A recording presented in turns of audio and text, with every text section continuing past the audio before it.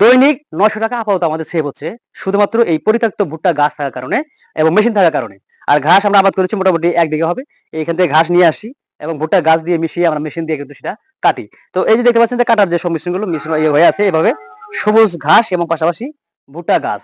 এই ২ টা মিলে এটা প্রোটিন সমৃদ্ধ খাবার তৈরি হয়, গরু যেটা বেশ উপকার হয়। সুপ্রিয় কৃষক ভাইরা, দেখতে পাচ্ছেন এখানে ২ টা খাবারের সমন্বয়ে এই খাবারটা তৈরি হইছে। এটা হলো পরিত্যক্ত ভুট্টা গাছ এবং হলো নেপিয়ার জাতের ঘাস। ২ ধরনের মিশ্রণ দিয়ে আমরা এই খাবার তৈরি করেছি।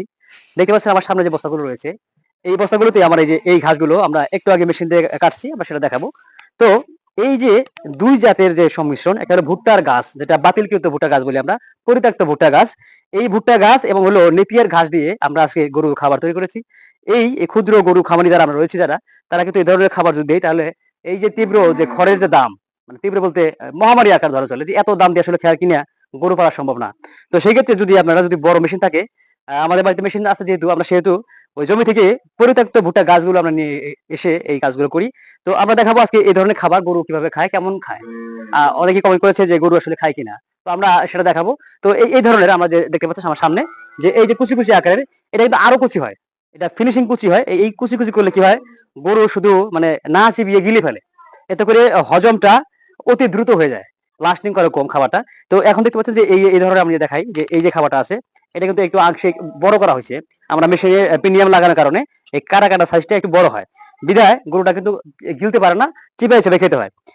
এতে করে কি হয়? আমরা যে খাবারটা দেই, এই অল্প খাবারেই অনেকক্ষণ লাস্টিং করে।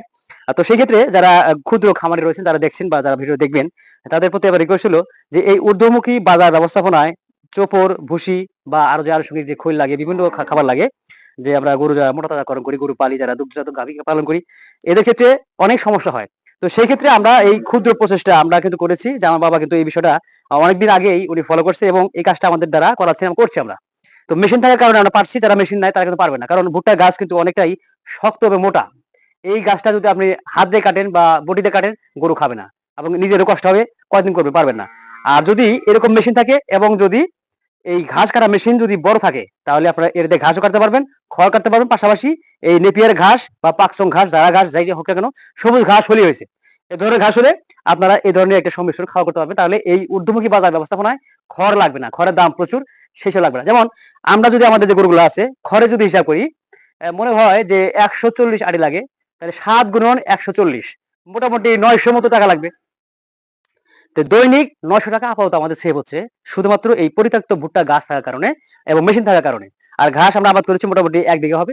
এইখান থেকে ঘাস নিয়ে আসি এবং ভুট্টা গাছ দিয়ে মিশিয়ে আমরা মেশিন দিয়ে কিন্তু সেটা কাটি। তো এই যে দেখতে পাচ্ছেন যে কাটার যে সংমিশ্রণগুলো মিশ্রণ হয়ে আছে এভাবে সবুজ ঘাস এবং পাশাপাশি ভুট্টা গাছ।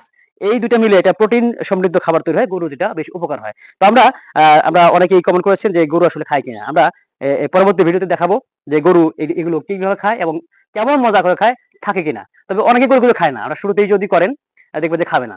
তো সেক্ষেত্রে অবশ্যই এটা টেস্ট মূলক।